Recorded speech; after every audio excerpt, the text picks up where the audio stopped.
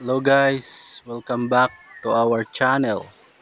So guys, bago tayo magpatuloy, nais ko munang magpasalamat sa mga nag-subscribe, mga bagong subscriber. So maraming salamat guys sa inyo. Sana hindi kayo magsawa sa pagsubaybay sa ating mga video. So guys, meron tayong gagawin ngayon guys. Ito guys, isang standard na stand pan. So standard na stand pan guys. Tingnan guys. So wala, naka-plug in na ito guys. Yan, walang nangyari guys. Walang nangyari kahit anong pindot natin. Ayan, plug in na tayo. So walang nangyari. Okay guys, so sundan nyo ako guys, sundan nyo ako paano natin ito i-repair. So tingnan natin guys. Ayan, yung brand standard. So kapag sinasabi nating standard guys, ay syempre opposite ng substandard ay standard. So standard ito guys,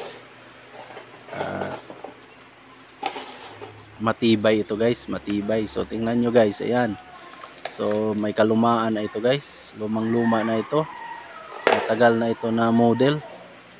So sundan nyo ako guys, paano natin ito paiikutin. Okay guys, so guys, habang nagtanggal tayo dito guys, paki-like, subscribe and share. At maraming salamat sa inyo guys, sa mga nag-subscribe at saka sa mga nag-comment sa ating mga video. So maraming salamat, at least nag-comments kayo sa mga previous video natin. So accepted lahat ng comments guys, as long as your comments at yung comments nyo ay hindi nakakasakit ng damdamin. Okay, so patuloy tayo guys. Ayan guys, ito na yun siya guys. So ito na guys yung capacitor nya guys. So ang electric pan na to guys ay may history na ng repair dahil pinalitan na yung capacitor ng 1.5. So kapag mga ganito guys, mga standard, ang original na capacitor niya ay 1.7. So pinalitan na siya ng 1.5 guys, medyo mababa yung pinalit sa kanya. So tingnan guys, tingnan yung motor makapal. So kapag makapal ang motor, ibig sabihin malaki din yung UF na kapasitor, malaki din yung value ng kapasitor na ilalagay natin. So guys, ito guys, dahil standard ang electric pan na ito, papalitan natin ito ng 2UF. Okay, so dahil standard ang brand nito, makapal ang motor, at ang original na capacitor nito, ang value ay 1.7 UF. So papalitan natin siya ng 2 UF. So bakit natin siya papalitan ng 2 UF? Dahil nga standard siya. Okay, so tingnan nyo yung mga standard na ceiling fan. Tingnan nyo yung mga standard na ceiling fan. Dalawa ang kapasitor niyan. Mayroon siyang kapasitor doon sa motor, at saka mayroon din siyang malaking kapasitor doon sa speed controller. So napakalakas niya umikot guys, at kayang-kaya niya kahit 7 UF pa siya dahil standard siya ang brand niya. So kapag tiningnan natin ang mga ceiling fan na standard, dalawa ang kapasitor niyan guys. Okay? Mayroon doon sa motor na 1.7, at saka mayroon din sa speed controller, mayroong 3 UF, mayroong 4 UF, mayroong 2.5 UF.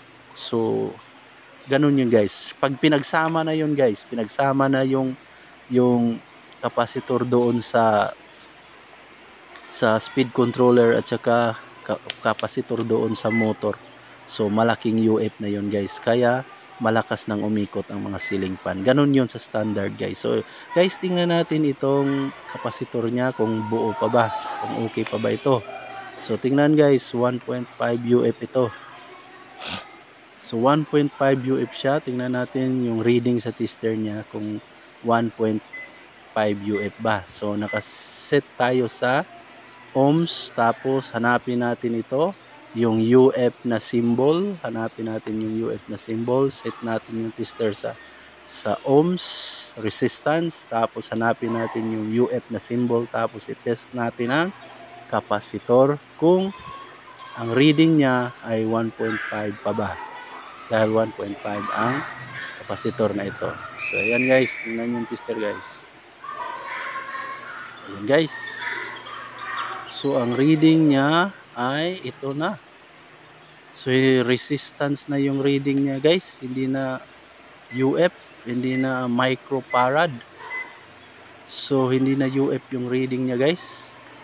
So ibig sabihin nun guys, kapag hindi na microfarad yung reading niya sa kapasitor ng electric fan, so kapag ganito na guys, resistance na siya. Pag ganito guys, resistance na siya, resistance lang.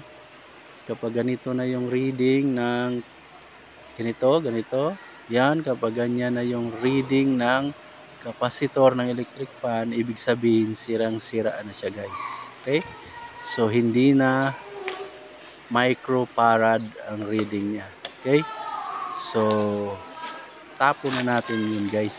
Tapon na natin. Tapos palitan natin siya ng bagong bili. Yan guys, ang dami guys. Ang dami nating stock ngayon guys. Pabili tayo ng mga kapasitor guys. Ito. Dami nating kapasitor. Yan. So, nabili natin ito guys. Matagal na. Mga marami na rin to guys. Nagamit na natin yung iba. So yan guys. Ito. Malaki guys. 1.5 UF. Yan. Guys, so palitan natin siya guys. So hindi natin siya papalitan itong 1.5 UF. Hindi natin siya papalitan ng 1.5 UF dahil mababa lang siya guys. So tingnan natin yung motor dito guys. Tingnan natin yung motor, makapal naman. Makapal yung motor. So papalitan natin siya ng 2 UF dahil kayang-kaya lang niya ang 2 UF, dahil gaya ng sinabi natin nung una, dahil makapal yung motor niya, kaya lalagyan natin siya ng 2 UF. At saka magandang brand din ito guys, Standard. Okay, so ito pa guys, ito pa, mayroon pa tayong kapasitor dito guys. Oh, binili na natin lahat ng kapasitor sa buong mundo guys. Ayan, binili ko na lahat ng kapasitor sa buong mundo para sa akin na lahat. Okay, so joke lang yun guys. So ito na guys, ito mayroon din tayong 2 UF. Ayan, 2 UF. So ito yung ipapalit natin guys, 2 UF. So 2 UF yung ipapalit natin, 2 UF. 2 UF. So bakit 2 UF ang ipapalit natin? Ulit-ulit na naman tayo sa pag-explain. Ulit-ulit sa pag-explain.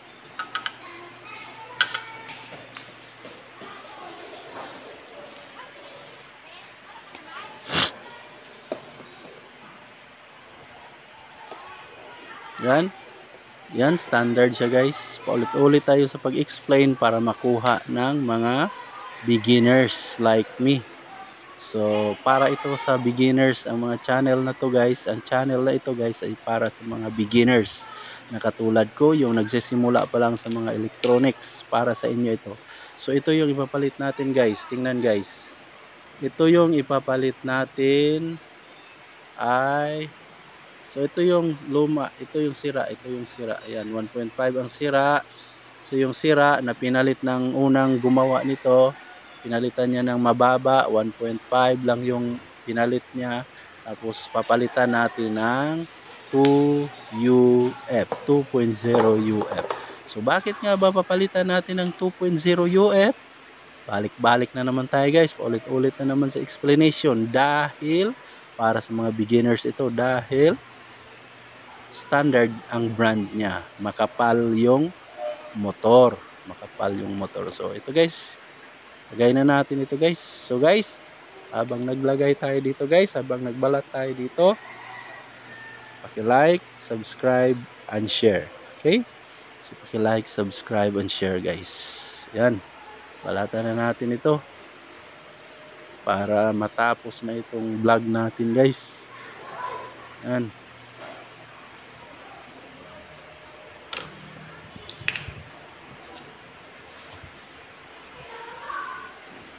So guys, maraming salamat sa mga bagong nag-subscribe. So sana hindi tayo magsawa sa panood ng video. So guys, para sa atin ito, mga beginners, nagsisimula pa lang dahil tayo rin ay nagsisimula pa lang sa mga pagre-repair. Okay? So guys, bakit nga ba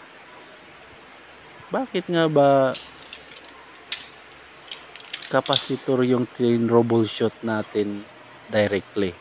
Hindi tayo nag-troubleshoot doon sa speed controller, sa selector speed. Hindi, bakit ayaw niyang umikot? Bakit doon tayo directly nag-troubleshoot sa capacitor? Okay? So, ang explanation yan guys, dahil nung tinest natin siya, hindi natin pinakita. Tinest natin yung EC cord niya, mayroon naman siyang resistance. So, ibig sabihin, pag may resistance siya, pag tinest natin ang AC cord, at saka nag-select tayo ng speed sa selector speed at may resistance siya, ibig sabihin, buo lahat except sa capacitor. So, buo lahat. Buo yung AC cord, line 1, line 2, buo yung selector speed, buo yung fuse, buo yung motor, okay yung bushing, dahil ginalaw din natin, pinaikot natin ang pan, freewheel, umikot naman siya. So wala na tayong ibang ginalaw directly dahil alam na natin na siya yung salarin. Ito yung salarin, ang capacitor. Okay? So ganun lang yung explanation guys. Bakit directly akong nag-troubleshoot sa capacitor? Okay? Dahil tinest ko muna siya, pre-test, tinawag na pre-test. Tinest ko yung AC cord gamit ang multimeter, tapos tinulak ko yung number 1 sa selector speed, mayroon naman siyang resistance. So kapag ganon, mayroong resistance, ibig sabihin good ang line 1, good ang line 2 ng AC cord, good ang selector speed, good ang fuse, good ang motor, good lahat yung bushing, hindi naman halog dahil tiningnan din natin. Tapos doon na tayo mismo sa capacitor, doon na tayo nag-troubleshoot sa capacitor. Okay, so guys, ito na guys, tapos na siya guys. So try tayong so yan guys, pinalitan natin siya ng 2UF dahil makapal itong motor niya. Tingnan nyo guys, makapal ang mukha ng motor niya. Okay, so guys, try tayong mag-plug in. So try tayong mag-plug in guys. So yan, nakaselect na yan sa number 3 guys. Select na yan yung selector speed sa number 3. So try tayong mag-plug in guys. Try tayong mag-plug in. Tingnan natin kung iikot ba siya. Okay, so ayan guys, ang dami pang mga alikabok guys. So guys, baka matapunan kayo ng alikabok. So yan, ito guys, baka matapunan kayo ng alikabok pag iikot nito guys. So manda kayo guys, ayan, saksak na natin, umanda kayo, baka matapunan kayo ng alikabok dyan sa panonood nyo sa video na to.